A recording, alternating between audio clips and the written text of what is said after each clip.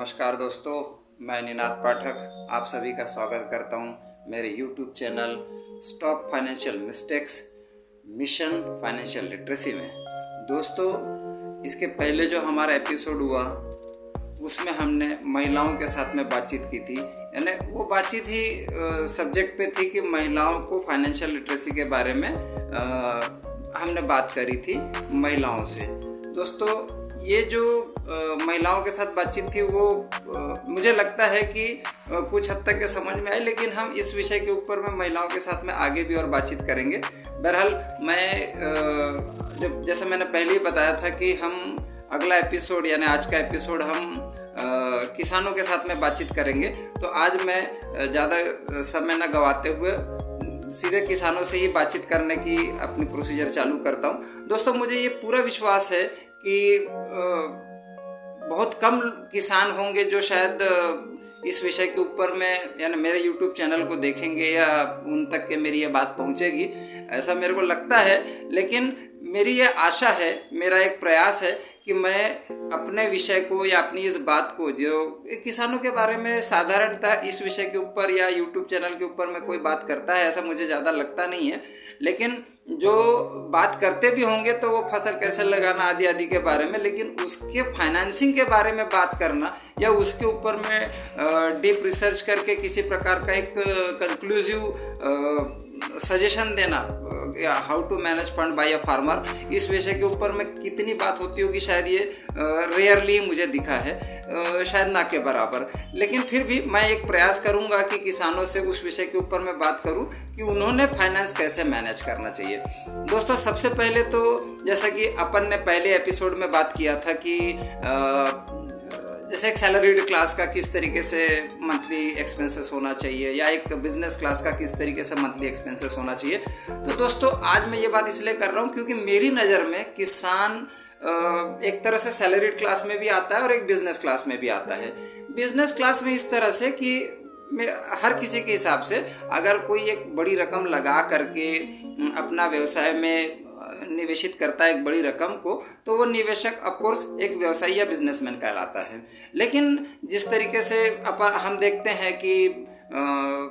मान लीजिए पुरखों से मिली जमीन में कुछ बहन भाई चाचा भतीजा ये सब में बढ़ते बढ़ते में जो छोटे छोटे जो जमीन के हिस्से लोगों के हाथ में आते हैं, तो वहाँ पर जो किसान भाई होते हैं वो किसानी करने के साथ साथ यानी खेती में अपना पैसा निवेशित होने के साथ साथ वो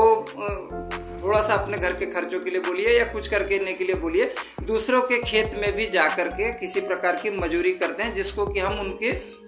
सैलरीड क्लास में गिनने का एक क्राइटेरिया मानते हैं। कहने का मतलब वो लोग वहाँ पर जा कर के जो सैलरी के लिए काम करते हैं उसको मैं इस तरीके से किसानों को सैलरीड क्लास में भी गिनता हूँ और बिजनेस क्लास में भी गिनता हूँ। बहरहाल दोस्तों, मैं किस हिसाब से गिनता हूँ वो इम्पोर्टेंट नहीं है, लेकिन समाज या बाकी के लोग किसान को सिर्फ किसान देखते हैं, कोई बिजनेसमैन नहीं देखता, कोई सैलरीड क्लास नहीं देखता, क्योंकि किसान को देखने का नज़रिया आज जो समाज में है वो कुछ हद तक के आप भी समझ सकते हैं कि मैं क्या बोलना चाह रहा हूँ। मैं शब्दों का इस्तेमाल नहीं करूँगा, लेकिन मेरे को ऐसा लगता है कि आज की डेट में सभी को अच्छा अनाज खाना है, सभी को खुशबूदार चावल चाहिए, खुशबूदार सब चीज़ें चाहिए, लेकिन किसानी करने के लिए कोई तैयार नहीं है। और जो तैयार है उसकी हालत जिस प्रकार की है वो हम शायद कभी पार्लियामेंट में नेताओं के द्वारा बातचीत करते हुए या अखबारों में पढ़ते हुए सुनते हैं, तो उस विषय पर भी मैं ज़्यादा नहीं बोलूँगा। लेकिन उस विषय के ऊपर में किसानों ने क्या करना चाहिए, इस विषय के ऊपर में मैं ज़्यादा फोकस देना चाहूँगा बजाय कि उन बाकी की बातों के। तो दोस्तों, सबसे पहले अगर मैं किसानों की बात करूँ तो किसानों को जो सबसे पहले अपने खर्चों के बारे में विषय में बात कर रहा हूँ मैं, खर्चों के विषय में जो सबसे पहले, जैसे अगर खेती करने की बात आई तो सबसे पहले किसान को बीज लेना पड़ता है। अपन ने देखा है कि बीज लेने के लिए वो जनरली अपने परिचित की दुकान पर ही जाते हैं, परिचित जो रहता है उन्हीं के पास में जाते हैं, क्योंकि वहाँ पर उसको उधार में वो बीज मिल जाती है। उधार में इसलिए चाहिए रहती क्योंकि उसके पास में उस समय उतना कैश नहीं होता है कि वो कैश में खरीदे। और कुछ कुछ जो अपरिचित दुकान है जहाँ उसको मालूम रहता है कि माल सस्ते में मिल रहा है, वहाँ पर भी वो जाकर के भाव तक नहीं पूछ पाता है, क्योंकि उसको मालूम है कि वो अपरिचित के पास में भाव पूछने से कोई फायदा नहीं, क्योंकि वो भाव तो कम बताएगा लेकिन चीज़ उठाने के पहले कैश मांगेगा, और वो कैश मेरी जेब में अभी है नहीं। तो इस प्रकार के सिनारियों में हमारे को जो किसान भाई है उनको एक परिचित के पास ही जाना पड़ता है अपने लिए बीज लेने के लिए। ये मैं साल की शुरुआती जिस तरीके से खेती चालू होती है उस प्रकार की स्टेप बाय स्टेप बात कर रहा हूँ। तो ये जो परिचित वाली जो दुकान होती है, जो भी वेंडर होता है जो ये माल बेचता है उसके पास में जाता है, लेकिन इसको भी मालूम है, ये जो परिचित वाला जो बेचने वाला है उसको भी ये मालूम है कि ये तो आज अपने को पैसे देगा नहीं। तो ये क्या करता है कि 10 रुपए की चीज़ को करीब करीब 11 या 12 रुपए लगा करके ही उसको बताता, क्योंकि उसको मालूम है कि ये किसान या ये वाला ग्राहक मेरे अलावा किसी के पास जाने नहीं वाला है और आज कोई पैसा ये देने नहीं वाला है। तो ये डेफिनेटली है कि 10 की चीज़ 11-12 रुपए लगा करके ही इसको बताता है, और ये भी शायद भाव पूछने से ज़्यादा कि भैया दे दे, आज की जो भी रेट लगाना है लगा लेना। तो यहाँ पर से हमारा जो मार्जिन है वो कट शॉर्ट होना चालू हो जाता है किसानों का, कि कोई भी चीज़ अब 10 रुपए की चीज़ शायद अगर हम नकदी में खरीदते थे, भाव करते थे, दूसरी दुकानों में बात करते थे, तो शायद हो सकता है 8 या 9 में भी चीज़ मिल जाती। तो यहाँ ₹1-2 का हमने नुकसान खा करके सबसे पहले तो खेती की शुरुआत कर ली है। दोस्तों इसके आगे मैं जब जाता हूँ तो फिर हमारे को खाद लगता है, कुछ कीटनाशक लगता है। ये भी आज की डेट में इतना ज़्यादा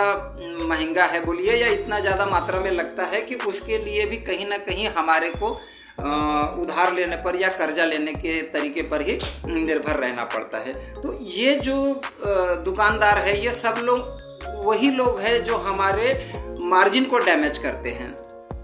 अगर शुरुआती 1 साल में, जैसे मैं बोलूँ कि ठीक है ये पॉसिबल एकदम 1 साल में नहीं है कि मैं इस साल सोचूं और पूरा का पूरा पैसा खड़ा कर लूँगा कि बीज के लिए भी, खाद के लिए भी, कीटनाशक के लिए भी और बाकी के खर्चों के लिए भी मैं इसी साल पूरा पैसा खर्चा खड़ा कर लूँगा। ये संभव नहीं है। मैं जो प्रोसेस बात कर रहा हूँ वो कम से कम 2-3 साल की प्रोसेस है। लेकिन अगर ये 2-3 साल के प्रोसेस में मैंने अगर ये पहले साल में इतना तो भी खर्चा अगर खड़ा कर लिया अपने जेब में, क्योंकि मेरे को मालूम है कि मेरी खेत कितनी है, मेरे को बीज कितना लगता है, मेरे को खाद कितना लगेगा, मेरे को कीटनाशक कितना लगेगा, मैं अगर पहले से खेती करता आ रहा हूँ तो मुझे ये सब चीज़ें मालूम है। जब मुझे मालूम है कि इतनी चीज़ें मुझे लगती है और इसकी ये लगभग कीमत हर साल रहती है, तो मुझे ये मालूम होना चाहिए कि इस पॉकेट में मेरे को कितना पैसा रखना चाहिए या रखना पड़ेगा। तो अगर मैंने पहले साल इस साल अगर मैंने माल बेचा है और उसमें से अगर वो रकम मान लीजिए वो 10,000 है, 20,000, जो भी हर किसी के अपने अपने खेत के साइज के हिसाब से, तो वो पैसे को अगर मैंने इस साल बाजू रख दिया और जब इसकी बारी आई तो मैंने जैसे आज अगर मेरे को बीज लेने जाना है, बस मैंने कुछ नहीं करना है, बैंक से जाना है, वो रकम को निकालना है और जो सबसे मेरे को कॉम्पिटिटिव रेट में, बार्गन रेट में मेरे को बीज देगा अच्छी वाली, क्योंकि मैं अगर कैश पे कर रहा हूँ तो मैं डिमांड करूंगा कि मुझे अच्छा माल चाहिए करके, तो दोनों चीज़ों में मेरा अपर हैंड रहेगा। एक तो मेरे पास में काउंटर्स ऑप्शन में रहेंगे कि किसके पास में अच्छा है, और दूसरा क्वालिटी के साथ में मैं कोई कॉम्प्रोमाइज़ नहीं करूंगा, और उसको भी मालूम रहेगा कि उसको अगर कैश में आज ही कैश माल चाहिए तो वो मेरे को अच्छा माल देगा। इसी प्रकार से जैसे कीटनाशक हो गया या खाद हो गया, यूरिया आदि, इसके बारे में भी हम उसी प्रकार की पोजीशन में रहेंगे। दोस्तों ये तो 1 साल की प्रोसेस हो गई। अगर इस साल के पैसे में अगर मैंने विश्वास कीजिए आप मेरा कि अगर मैंने इस प्रकार से अगर अपने मान लीजिए 10,000 के पीछे में 2,000 रुपये भी बचा लिए, तो जो मेरी फसल कट करके जब माल जाएगा तो ये हर 10,000 के पीछे में 2,000 रुपये मेरा एडिशनल सेव होने वाला है इस साल। यानी जो काम मैं इस साल 10,000 में कर रहा हूँ डेफिनेटली अगले साल मेरा 8,000, 8,000, 8,500 में हो जाएगा, पर 10,000 की बात कर रहा हूँ। ये एक प्रोसीजर होगा और इससे मेरा वहाँ पर मार्जिन बढ़ेगा। दोस्तों मेरी बात यहाँ ख़त्म नहीं हुई है, मैं आगे आपको जो बड़ी और इम्पोर्टेंट बात बताना चाहता हूँ वो ये कि जैसे इसके बाद में बात आती है कि अगले साल मान लीजिए कि मुझे पता है कि मेरे को इसके अलावा में जैसे खेती के और कामों के लिए मेरे को ट्रैक्टर चलाना पड़ता है, बाकी भी चीज़ें हैं, उन सब चीज़ों के लिए मान लीजिए मेरे को कोई रकम लगती है, और उसके लिए मैं डेफिनेटली जा करके सीधा सरकार ने एक बहुत अच्छी सुविधा दी हुई है कि मेरे को एक इंटरेस्ट फ्री लोन बैंकों से और सोसाइटी से मुहैया हो जाता है। तो वो लोन मैं लेता हूँ और इन सब चीज़ों को परत फेर मतलब वापस पेमेंट कर देता हूँ। दोस्तों ये जो अच्छी सुविधा है बैंक के द्वारा या सरकार के द्वारा, ये सुविधा हमारे लिए अच्छी तब होती थी जब हमारे पास में ये बेचने की मजबूरी, देखिए जैसी फसल आती है, फसल आने के बाद में ये मार्केट में जो आड़तिये घूमते हैं, जो पूरी बरसात भर या पूरा सीजन भर घर में सोए हुए थे, जैसे ही माल कटना चालू होता है तो ये पूरे के पूरे बाजार में एक्टिव हो जाते हैं और ये रेट चलाने लगते हैं एक प्रकार का। हर किसी को मालूम है ये सारी चीज़ें, शायद मैं बोल रहा हूँ बहुत ब्लंट लग रहा होगा, बुरा लग रहा होगा, लेकिन ये फैक्ट है कि यही लोग कॉस्ट को ऑपरेट करते हैं, मैनेज करते हैं, कंट्रोल करते हैं या हाईजैक करते हैं। इन लोगों के कहने के हिसाब से ही मार्केट में रेट चलता है और जब फसल कट के आती है तो ये सिर्फ जेब में कैश रहने के कारण से माल के बगल में ऐसे खड़े होते हैं कि वो मालक है और किसान जो है वो मजबूरन बेचने के लिए मजबूर है। तो ये जो सिनारियो है, ये जो पिक्चर है, मैंने पर्सनली एक्सपीरियंस किया हुआ, इसलिए मुझे बहुत हर्ट होता है, जिसकी वजह से मैंने ये विषय आप लोगों के सामने रखने का प्रयास किया है। शायद ये हर किसी ने रियलाइज किया होगा, जिस भी किसान ने इस प्रकार की चीज़ों को किसानी की होगी तो उसने ये चीज़ों को अनुभव किया होगा। तो आड़तियों की समस्या को लेकर के देखिए, जब माल, देखिए अगर फसल कटी है तो सबका माल एक साथ बाजार में आएगा, लेकिन बाजार में नहीं जाना चाहिए माल जाना चाहिए घर पर, और माल घर से तब निकलना चाहिए जब मार्केट का रेट किसानों के हिसाब से रहे, नहीं कि आड़तियों के हिसाब से। दोस्तों, ये आड़तियों की मोनोपोली के कारण से ही हमारे को ये माल उनके कायदे के हिसाब से बेचना पड़ता है। लेकिन अगर हमने उस पीरियड में, अगर हमारे पास में बैकअप मनी है, जैसे मैं बता रहा हूँ कि साल 2 साल 3 साल बाद में मुझे अगर ये मालूम हो गया, कहने का मतलब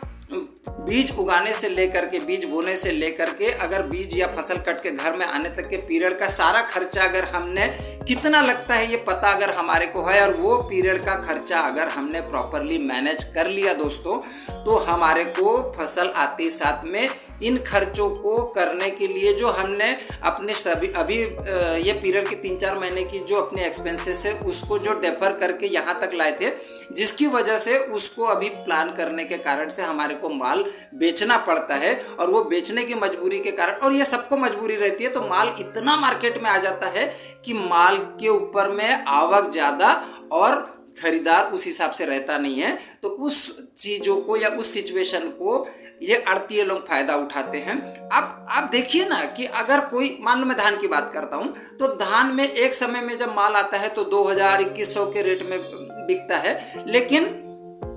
बाद में वही माल, वही आड़तिया, वही दलाल उसी माल को 3000 भी देता है। वो कहाँ से लाता है वो 1000 रुपये एक्स्ट्रा का? वो पहले भी तो हमको दे सकता था ना, लेकिन वो क्यों नहीं देता है? क्योंकि उसको मालूम है कि माल आवक आई है और सभी किसानों को ज़रूरत है। और गवर्नमेंट ने जो एक अच्छी स्कीम निकाली है इंटरेस्ट फ्री लोन की, उसकी मुद्दत होती है 1 अप्रैल से लेकर के 31 मार्च तक के। तो सभी आड़तियों को पता है कि जिसने भी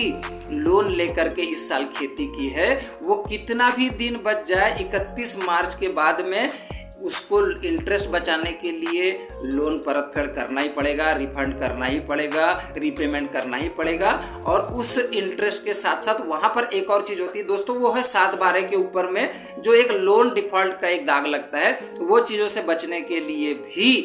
किसानों की मजबूरी होती है कि वो माल को 31 मार्च के पहले बेचें। तो कुछ माल तो हम बेचते हैं कब? जब माल आता है तब, क्योंकि हमारी डोमेस्टिक रिक्वायरमेंट होती है, जिसके लिए हमारे को सिवाय कैश के और कोई अल्टरनेट नहीं रहता है। तो ये अल्टरनेट को पूरा करने के लिए या एक्सपेंसेस को या इस रिक्वायरमेंट को पूरा करने के लिए हम पहले कुछ माल बेचते हैं, वहाँ पर भी हमारे मार्जिन कट जाते हैं। कुछ माल होता है जो हम सोचते हैं कि हम बचा करके रखेंगे, लेकिन वो हमारे को मजबूरी वश ही सही, लेकिन बेचना पड़ता है 31 मार्च के पहले। आप देखिए 31 मार्च के बाद में वही माल क्यों इतने ऊपर रेट में चला जाता है। तो ये चीज़ें अगर हमने,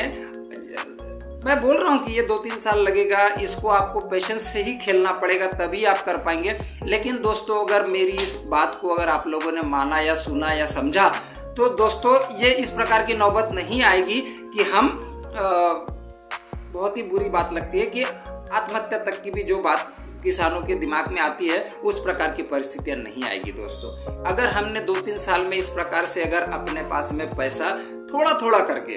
पहले कुछ खर्चों को, बाद में कुछ खर्चों को, और इस प्रकार से मैनेज करके अगर हमने, और कहीं करना नहीं है, इसको बैंक में ही रखना है। बैंक में रखेंगे तो हमारे को 6-5% ब्याज कुछ ना कुछ तो उसमें मिल ही जाता है, वो भी पैसा हमको मिल जाएगा और ये पैसा भी हमारे पास में रहेगा। जब जब जो खर्चा खड़ा होगा उसकी हम रीपेमेंट करके,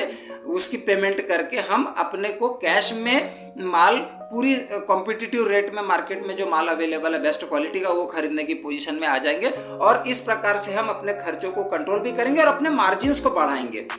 मेरा जो विषय है वो ये है कि किसानों को उनका माल का सही दाम मिलना चाहिए, और वो भी एक वाजिब माल के इन्वेस्टमेंट के साथ में उन्होंने अपनी खेती करना चाहिए। तो ये 2 तरीकों से मैं समझता हूँ कि हम 2 या 3 साल में इतना पैसा हमारे पॉकेट में खड़े कर लेंगे कि हमारे को अगले साल या 3-4 साल बाद में खेती पूरी की पूरी कैश में करते बन जाएगी। और जब हम कैश में करेंगे तो हमारे को रिटर्न भी हमारे एक्सपेक्टेशन के हिसाब से, हमारी रिक्वायरमेंट के हिसाब से, हमारे ठहराए हुए कीमत के ऊपर में मिल पाएगा। ये चीज़ें हमारे लिए बहुत ज़रूरी है दोस्तों। मेरे किसान भाइयों, आप इस बात को करके देखिए, मुझे विश्वास है कि इससे बहुत हद तक के हालात बदलेंगे। दोस्तों, यहाँ पर मैं किसानों से अपनी बातचीत रोकता हूँ और साथ ही आपको ये बताता हूँ कि मेरा जो अगला एपिसोड आएगा वो